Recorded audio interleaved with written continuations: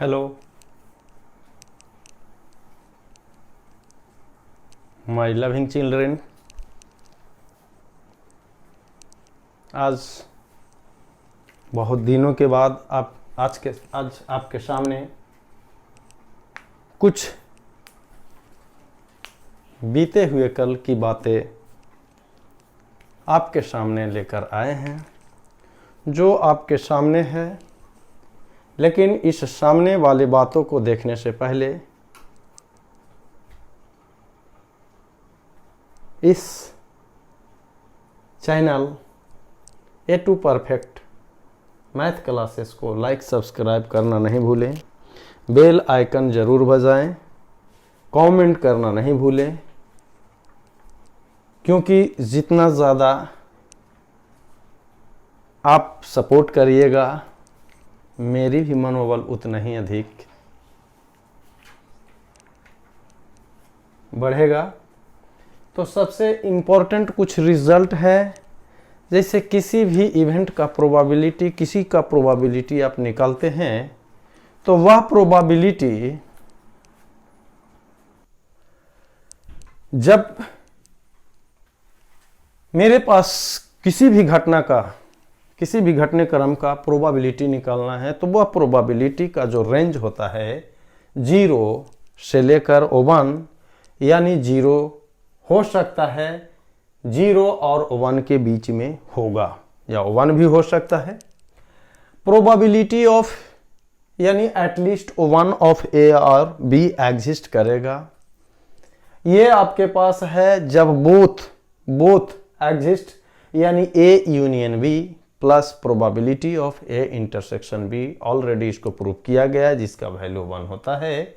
या probability of A union B, A intersection B को हम इस तरह से लिखते हैं, नॉन ऑकरेंस ऑफ ए और बी की बात कर रहे हैं। Probability of A union B क्या, इसको क्या है, इसका मतलब हो गया कि उसमें वो वैल्यू नहीं है।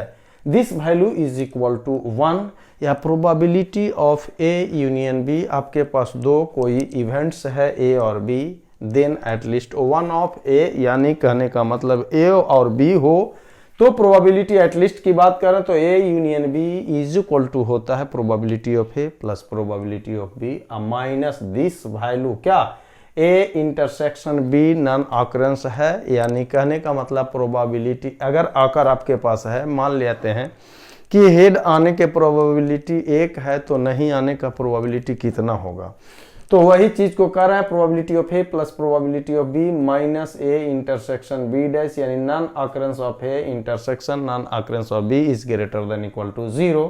Then probability of A plus probability of B is greater than equal to इतना। इसको जरूर याद रखना है, must be remember. Similarly another कर रहा है कि A union B is equal to, हम जानते हैं probability of A plus probability of B minus probability of A intersection B. This value is less than equal to 1 होता है, जिसका वैल्यू होता है probability of A plus probability of B less than equal to 1 plus probability of A intersection B. अगला point आपके सामने है कि A union B, probability of A union B less than equal to होगा probability of A plus probability of B. या non occurrence of A is equal to 1 minus probability of A, यानी आने का घटना नहीं आने का घटना का सम कितना होगा, this value is equal to 1, क्योंकि ऑलरेडी हम पहले से ही इसको लेकर चल रहे हैं। इफ आपके पास यदि फाइनाइट हो या इनफाइनाइट नंबर ऑफ इवेंट हो, आपके पास बहुत सारे घटना हो, मान लेते हैं E1 E2 E3 dot En तक जाएंगे, तो जिसमें म्यूचुअली एक्सक्लूसिव का रहा है, क्योंकि म्यूचुअली एक्सक्लूसिव का मतलब दिस इंटरसेक्शन वैल्यू या जितना भी हो उसका वैल्यू 0 होगा। सो P प्रोबेबिलिटी ऑफ पहला है, दूसरा, तीसरा डॉट n तक जाएंगे is equal to summation of i का वैल्यू 1 से लेकर n तक। प्रोबेबिलिटी ऑफ आई का मतलब आई का वैल्यू जो है 1 से लेकर n नंबर ऑफ इवेंट की बात कर रहा है। इसको नोट कर लें। अब हम आगे बढ़ते हैं अगले रिजल्ट पे। अब अगले पॉइंट की ओर हम बढ़ते हैं। कहते हैं कि यदि ए और बी मेरे पास दो कोई इवेंट्स है सच दैट ए सबसेट आपका यदि बी का है तो probability of A is less than equal to probability of B. अब यहाँ पे थोड़ा सा हम इसको गौर करते हैं कि ये प्रोबेबिलिटी ऑफ ए है और ये मेरा प्रोबेबिलिटी ऑफ बी है, तो इसको हम क्या कहेंगे, ए इसमें नहीं है इसीलिए ए डैश इंटरसेक्शन बी। इस तरह से हम वेन डायग्राम से हम इसको रिप्रेजेंट कर सकते हैं। ध्यान रखना है कि probability of A intersection B, इसका मतलब एंड, और ऑलरेडी जान रहे हैं कि इसको हम एंड पढ़ते हैं या इस तरह से हम लिख सकते हैं प्रोबेबिलिटी ऑफ ए बी सिर्फ, इसका मतलब होता है ए इंटरसेक्शन बी, यानी probability of A dash intersection B dash, जिसको हम जानते हैं कि probability of A union B का होल डैश, इसका मतलब हो गया 1 माइनस ए यूनियन बी। यदि आप निकालते हैं कि probability of A dash intersection B dash हमें निकालना है तो 1 minus probability of A union B, इसको नोट करें। अब अगले स्टेप में चलते हैं, अगले पॉइंट पे चलते हैं। इसके बाद हम आपके सामने तरह तरह का न्यूमेरिकल को हम लेकर आएंगे और उसको अवगत कराएंगे इस फॉर्मूला से। मेरे पास 3 इवेंट्स हैं, ए, बी और सी। तो क्या क्या हो सकता है, हम इसको डायग्रामेटिकली यानी वेन डायग्राम से हम इसको दिखाना चाहते हैं। एक ये है, ठीक है, दूसरा हमें इसे कह सकते हैं, और तीसरा एक सी को हमने ये रिप्रेजेंट कर दिया, ठीक है। इसको ए मान लेते हैं, ये मेरा बी है, इवेंट सी हो गया। आप इसको क्या बोल सकते हैं, इसमें कौन कौन है, अगर लिखना हो वेन डायग्राम से तो इसको क्या कह सकते हैं, इसको सिर्फ यहां पे है क्या, ए, और कौन है, ए, तीनों में अगर लिखना हो तो ए इंटरसेक्शन बी, और नहीं है तो कौन है, सी, यानी ए इंटरसेक्शन बी और इंटरसेक्शन, ध्यान देखना है अगर आपको फिगर से बनाना हो, इंटरसेक्शन सी डैश। इस तरह से अब हम किसी और को रिप्रेजेंट करना रहे, अगर इसको लिखना रहे, इसके वैल्यू को, कि इसमें क्या रिप्रेजेंट कर सकते, इसमें क्या है, इसको आप लिख सकते हैं। तो इसमें कुछ है, कौन नहीं है, कौन है और कौन नहीं है, इसको ध्यान से देखिए और सोचिए थोड़ा सा कि क्या लिख सकते हैं, क्या लिख सकते हैं। आप ऑटोमेटिकली देख सकते हैं कि इसमें सिर्फ बी है और नहीं तो ए है और नहीं तो सी है, यानी आने का प्रोबेबिलिटी और नहीं आने का प्रोबेबिलिटी, इंटरसेक्शन बी और नहीं आने का प्रोबेबिलिटी, इसको हम कह सकते हैं या सी डैश, या इसी को एक तरह से कह सकते हैं। अगर आप इसको लिखना चाहिए तो इसमें ना तो ए है और ना तो बी है और इंटरसेक्शन सी है। अब ओवरऑल की बात अगर कंसर्निंग इसको देखिए और इसकी बात अगर कह सकते हैं तो प्रोबेबिलिटी ऑफ ए, ये आपके पास क्या है, A union B union C, overall को अगर मिला दीजिएगा, निकालना रहे A union B union C, तो आप जानते हैं probability of A plus probability of B plus probability of C minus A intersection B C, और बी इंटरसेक्शन सी का minus plus A intersection B intersection C. इस चीज से अवगत होइए कि मेरे पास 3 इवेंट हो या 4 इवेंट हो या जैसा भी वेन डायग्राम हो, हम उसको लिखने के लिए, अगर इसी को हम लिखने की बात कर दें तो अगर इसको हम लिखने की बात अगर करते हैं तो ये अगर इसी को लिख लीजिए तो इसमें कौन है, इसमें कौन कौन सा है आपके पास देख लिया जाए। इसमें तो ए मौजूद है और इसमें कौन मौजूद है, सी भी मौजूद है, और इसमें आपके पास बी भी मौजूद है, यानी ए इंटरसेक्शन बी और इंटरसेक्शन सी। अगर इसको लिखना हो या इसी को लिखना हो या इसी को लिखना हो, मेरे हिसाब से आप बात को समझ रहे हैं कि वेन डायग्राम से हम इसको किस तरह से समझा सकते हैं या समझ सकते हैं। आप आगे सीधे न्यूमेरिकल पे बात करिए, न्यूमेरिकल से आपको थ्योरी ऑटोमेटिकली स्ट्रांग होगा। चलिए अगला अब न्यूमेरिकल से बात करते हैं। आपके सामने इस बोर्ड पे पहला न्यूमेरिकल या इस लेक्चर में इस थ्योरी से कंसर्निंग आपका पहला न्यूमेरिकल प्रोबेबिलिटी ऑफ ए दिया हुआ है 2/3, प्रोबेबिलिटी ऑफ बी 4/9 और A इंटरसेक्शन B 14/45 यानी 14/45। What is the value of probability of A union B और A dash intersection B dash का प्रोबेबिलिटी क्या होगा। सबसे पहले आप क्वेश्चन को दिया हुआ है उसके अनुसार आइए। दिया हुआ है आपका क्वेश्चन में कि प्रोबेबिलिटी ऑफ A बराबर है 2/3, probability of B is equal to है 4/9 और probability of A intersection B is equal to 14/45। Find A union B आप लिख सकते हैं एज बी नो। क्या जानते हैं कि यदि A और B दो इवेंट्स है तो probability at least one of A या B अकरिंग का फॉर्मूला क्या हम दिए थे। Probability of A union B बराबर होता है प्रोबेबिलिटी ऑफ A जोड़ probability of B minus A intersection B। आप इस फॉर्मूला को जानते हैं, हम इसको अप्लाई करेंगे। निकालना भी यही है probability of A union B। A का प्रोबेबिलिटी कितना दिया हुआ है 2/3 और probability of B is equal to 4/9 और इसका वैल्यू दिया हुआ है 14/45। ठीक है, अब इसका LCM हम निकालना चाहते हैं। चलिए ये हम मेरे हिसाब से ये 45 क्या 3 से अगर डिवाइड करते हैं तो ये कितना हो जाएगा या कितना होना चाहिए। ये आपका 3 से 1 15 या 45 यानी 15 और 15 इंटू 2 यानी यहाँ पे हो जाएगा 30 प्लस 9 से इसमें डिवाइड करेंगे तो 5 बार आपका ये कटेगा और 5 गुना 4 यानी 5 24 यानी 20 और ये हो जाएगा 14। यानी probability of A union B बराबर कितना आया 20 30 50 50 माइनस 14 डिवाइडेड बाई 45 यानी आपके पास ये कितना हो जाएगा 6 और ये क्या इतना होगा क्या हो सकता है। अगर 6 4 10 3 1 4 1 5 इसको कह सकते हैं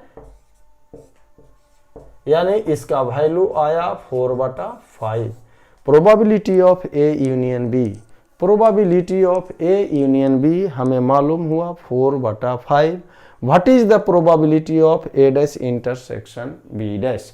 तो इसकी फॉर्मूला क्या होता है probability of A dash intersection B dash यानी A डैश इंटरसेक्शन इसका क्या है B dash. This is equal to 1 minus probability of A union B। क्या होता है this is equal to probability of 1 minus आपका वैल्यू होता है A यूनियन B।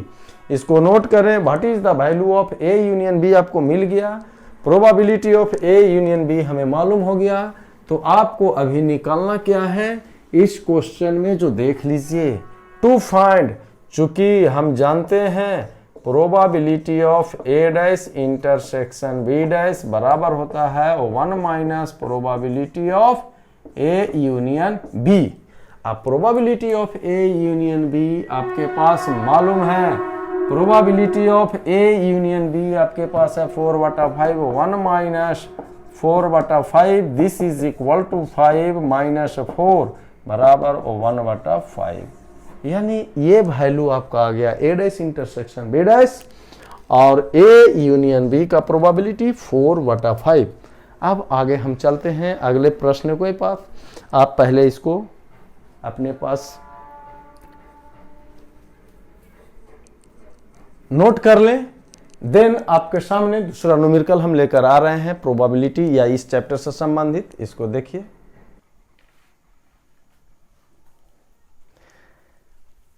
बहुत अच्छे कॉन्सेप्ट वाले न्यूमेरिकल, बहुत ज्यादा कहने का मतलब है इजी वे में बहुत अच्छा कॉन्सेप्ट देने वाला ये क्वेश्चन है। अभी आपने तो देख लिया कि सब्जी रखा हुआ है, चावल रखा हुआ है, दाल रखा हुआ है, उसको उठाए और खा लिए। लेकिन अब जो क्वेश्चन है इस क्वेश्चन से आपको पकड़ना है कि कौन सब्जी है और कौन दाल है और कौन चावल है। बस इस क्वेश्चन और उस क्वेश्चन में यही फर्क है। यहां पे क्वेश्चन कह रहा है कि दी प्रोबेबिलिटी दैट एटलीस्ट यहां पे देखिए, the probability that at least one of the events A and B occurs, at least A and B। अभी हम आपको बोले थे कि दो इवेंट है A और B, या मान लेते हैं C, तो at least one of A, B और C occurs। इसका मतलब probability of A union B is equal to 0.6 is given। इस क्वेश्चन में दिया हुआ है, क्या दिया हुआ है? दिया हुआ है क्वेश्चन में, यही पकड़ना है, A यूनियन B बराबर 0.6। एटलीस्ट वन ऑफ A और B occurs if A and B occurs simultaneously. क्या है? यदि A and B occurs simultaneously, यहां पे क्वेश्चन में देखिए given A and B occurs, यहां पे साइमल्टेनियसली, यहां पे at least one of A and B occurs. यहां पे कह रहा है कि एटलीस्ट की बात नहीं कर रहा है, A और B अकर साइमल्टेनियसली, यानी A इंटरसेक्शन B डिवीजन में इक्वल टू 0.2, यानी यहां पे probability of A intersection B बराबर 0.2। ठीक है, what is the probability of A bar plus B, यानी नॉन अकरेंस ऑफ ए और नॉन अकरेंस ऑफ बी का प्रोबेबिलिटी अगर हम जोड़ देते हैं, non occurrence of A probability और नॉन अकरेंस ऑफ बी का प्रोबेबिलिटी, यानी sum of non occurrence of A और B is what? A option 0.4 या 0.8 या 1.2, option D is none of this. Question पहले नोट करें, चूंकि हमें लाना क्या है, ऑप्शन इसमें पकड़ना है। देख लीजिए कि कौन इसमें सही आंसर है, पहले सॉल्यूशन करिए। आपका दिया हुआ क्या है? Probability of A union B और probability of A intersection B, non occurrence of A plus non occurrence of B is equal to what? तो हम जानते हैं, क्या जानते हैं? As we know. अब ऐसा ही क्वेश्चन को बनाने के लिए, ऐसा नहीं माने मन आप देख लीजिए बना को सॉल्यूशन, क्योंकि अगला को समझाना है कि अगला आपको क्वेश्चन को देखे सॉल्यूशन किया हुआ तो ऑटोमेटिकली रीड कर ले कि वो अच्छा ये दिया हुआ है और इस तरह से बनाया है। ऐसा नहीं कि आंसर बी आंसर सी, ऐसा नहीं करना है। अगर ऑब्जेक्टिव पॉइंट ऑफ व्यू से कंपटीशन में है तो अलग चीज की बात है, वहां पे अलग बात है। लेकिन आप यहाँ पे, क्योंकि हम अगर डायरेक्ट आंसर कह दिए तो कैसे पॉसिबल है, किस तरह से पॉसिबिलिटीज को आप कह सकते हैं? तो यहाँ पे हम जानते हैं probability of A union B, हम जानते हैं A union B is equal to probability of A plus probability of B और minus probability of A intersection B. अब यहाँ पे प्रोबेबिलिटी ऑफ ए तो मालूम नहीं है, प्रोबेबिलिटी ऑफ बी मालूम नहीं है, लेकिन ये और ये मालूम है। चलिए, ये मालूम है तो हम इसकी वैल्यू को पुट करते हैं। ए यूनियन बी बराबर कितना है? 0.6। लेकिन इसकी वैल्यू को हम जानते हैं O1 minus probability of non occurrence of A, और बी के वैल्यू को लिख सकते हैं O1 minus non occurrence of B, और इसका वैल्यू आपके सामने है 0.2। चलिए, निकालना तो जो है जो जरूरत है, अब सी ऑप्शन है या डी आपके सामने आ जाएगा। चलिए, ये O1 और O1 2, यानी 0.6 इज इक्वल टू 112 माइनस 0.2, और ये माइनस अगर हम कॉमन ले लेते हैं तो ये होगा probability of A plus probability of non occurrence of B. अब यहाँ पे सीधी सी बात, हम इसको क्या लिखेंगे? O1 पॉइंट, इसको क्या दीजिएगा? 1.8 कह सकते हैं, 0.6, और ये minus probability of non occurrence of A plus probability of non occurrence of B. इसको हम पुनः इस साइड शिफ्ट कर दिया जाए और इस वैल्यू को राइट साइड शिफ्ट कर देते हैं, तो निगेटिव से इस साइड आएगा पॉजिटिव, यानी नॉन अकरेंस ऑफ ए जोड़ non occurrence of B is equal to 1.8 minus 0.6, 1.8 minus 0.6 this is equal to 1.2। यानी यहां से आपका ऑप्शन कौन सा करेक्ट हुआ? दिस, यानी आप कह सकते हैं इसीलिए नॉन अकरेंस ऑफ ए जोड़ non occurrence of B this is equal to 1.2, यानी option is C is correct. अब यहाँ पे ऑप्शन सी को रंग के चले आइए। अगर 4 मार्क्स का क्वेश्चन है, 4 मार्क्स आपका है, तो आपको पूरा का पूरा मार्क्स मिल जाएगा। लेकिन सॉल्यूशन करते हुए आप ऐसा नहीं कि डायरेक्ट अगर याद है तो ठीक है, लेकिन अगर दूसरे को समझाने को पॉइंट ऑफ व्यू से, तो इस तरह से आपको चलना होगा कि कॉपी आप कोई अगर व्यक्ति अननोन पर्सन देखे और यदि जानता है तो उसको समझ ले कि ये स्टेप किया है। चलिए इसके बाद हम आपको अगले या नए न्यूमेरिकल के साथ पुनः हम पधार रहे हैं। देखिए अब आपके सामने अगला क्वेश्चन, अगले न्यूमेरिकल को बारीकी से समझें और जैसे जैसे क्वेश्चन कह रहा है उस तरह से आगे बढ़ना है। कह रहा है कि A and B are 2 candidates. कितने कैंडिडेट हैं? 2। एगो चांगू एगो मांगू। मान लेते हैं कि मेरे पास 2 कैंडिडेट है, वो कैंडिडेट ए चांगू है तो बी मेरे पास मांगू है। A and B are 2 candidates seeking admission in IIT। क्या कह रहा है? क्लियर है कि 2 कैंडिडेट है और दोनों क्या करना चाह रहा है भाई? एडमिशन। कहाँ? तो IIT, seeking admission in IIT। अब यहां पे कह रहा है कि the probability that A is selected is 0.5। यानी यहां पे प्रोबेबिलिटी है ए के लिए, यानी यहां पे गिवन है। यहां पे गिवन हम कह रहा है the probability that A is selected is 0.5। चलिए जिस तरह से क्वेश्चन कर रहा है कि जो है क्या दिया हुआ है? Probability that A is selected is 0.5। Question से 0.5 कहां से है? इस क्वेश्चन से बात कर रहा है। And the probability that both A and B selected is at most 0.3। At most, अब यहां पे करा क्लियर कट देखिए, probability that A is selected is 0.5। यहां पे कह रहा है कि दोनों यानी ए इंटरसेक्शन बी। क्या कर रहा है? बोथ, दोनों की बात कर रहा है।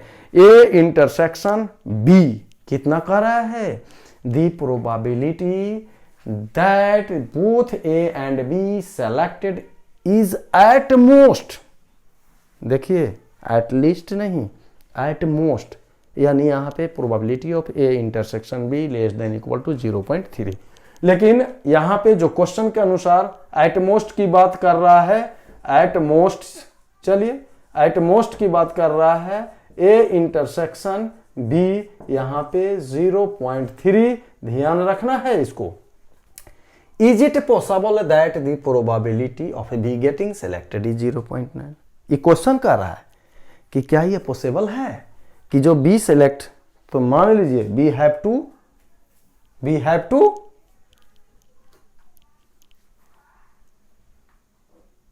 Find probability of B 0.9 is possible.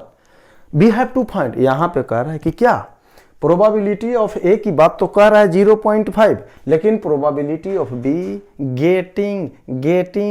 Getting possible, क्या ये संभव है? तो हाँ, हम मान लेते हैं, यानी हम यहां से चलते हैं कि we have to find probability of B 0.9 is possible.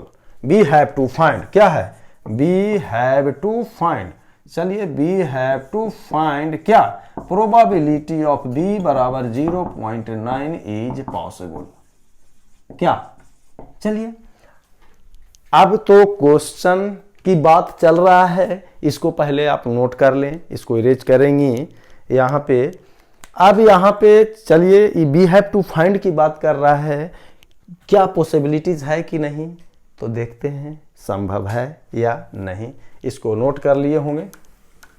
तो इफ इट इज पॉसिबल, यदि आपका पॉसिबल है, जो क्वेश्चन की बात कर रहा है, मान लेते हैं कि हाँ यह एक पॉसिबल है, यदि मान लेते हैं इफ पॉसिबल, चलिए हम कहते हैं कि नहीं, यदि पॉसिबल है तो मान लिया जाए कि प्रोबेबिलिटी ऑफ बी बराबर 0.9।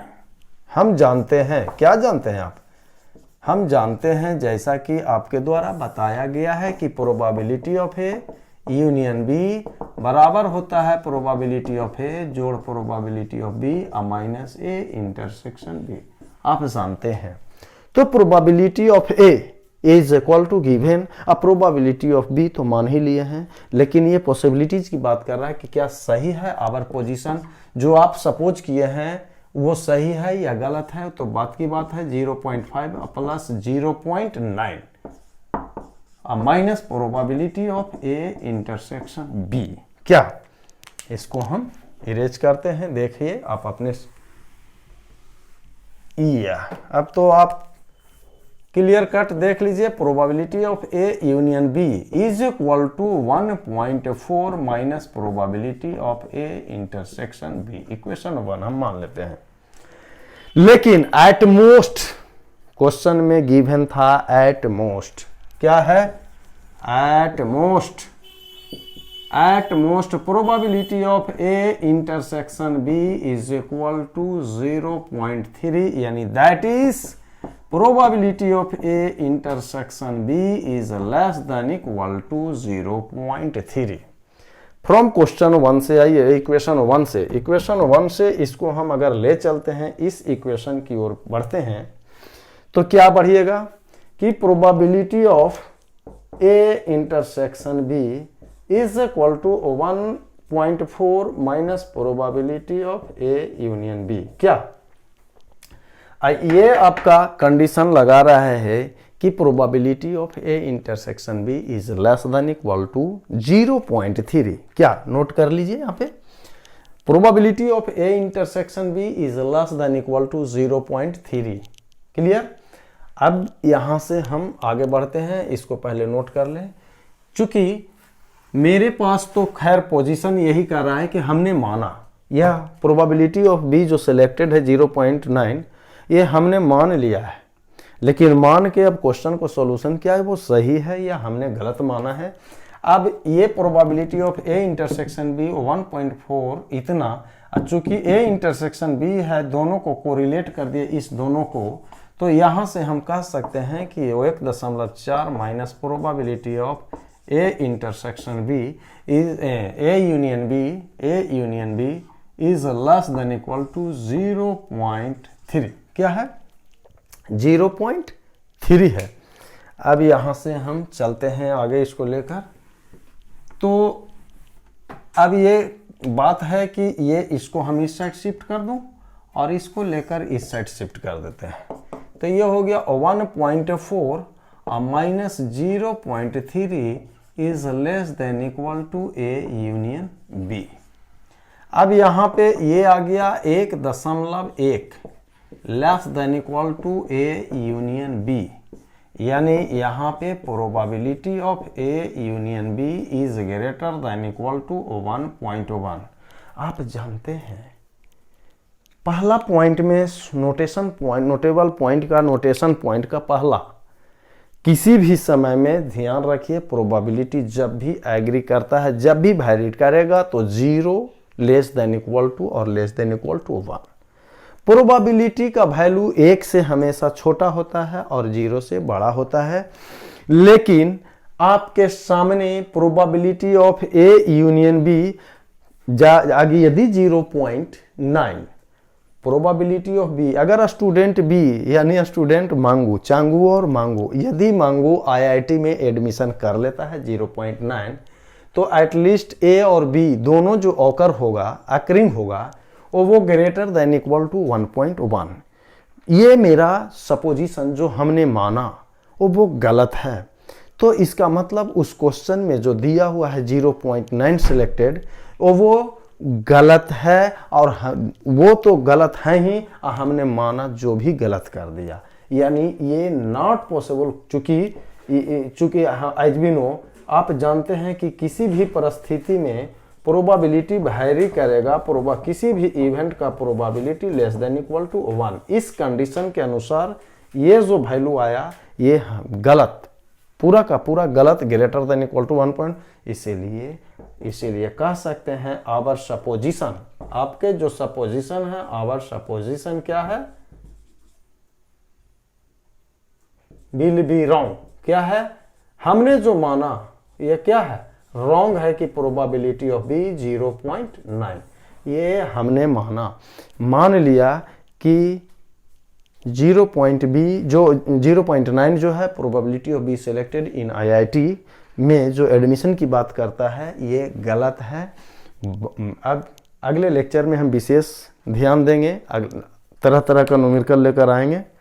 लेकिन जाने से पहले तो इसको नोट कर लें।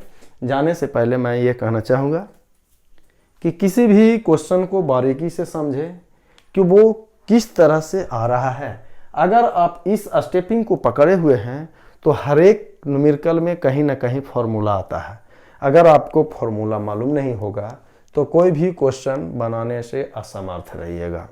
इसीलिए बारीकी से पढ़ें और अपने ऊंचाई की ओर जहां जाना है, मंजिल को पाना है पाए।